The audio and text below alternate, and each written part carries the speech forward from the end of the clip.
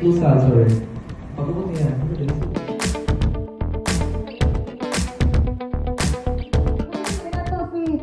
Atong minalanggang barangay kapitan, si Kapitan Marco. Servisyo sa dental, hinaot nga among mahatag ang ayan ang 1 to 6 years old. Mura kada ka og monggos. Sakto nga pag toothbrush sa nipon, dili lang taingon na manutbrush ha. Proper way of toothbrushing yun. Dili kay manutbrush na. O, lingkod na sa patao. Pag-inya ang tao, lingkod. O, pag-lingkod. Hello mga kids! So na ay 7 ka steps kung unsaon na ito ka-toothbrush atong nipon. Unsa na pod ka? Ginaghanon sa toothpaste nga ibutang sa inyong toothbrush. Sa ubos, unya sa taas, pagawas.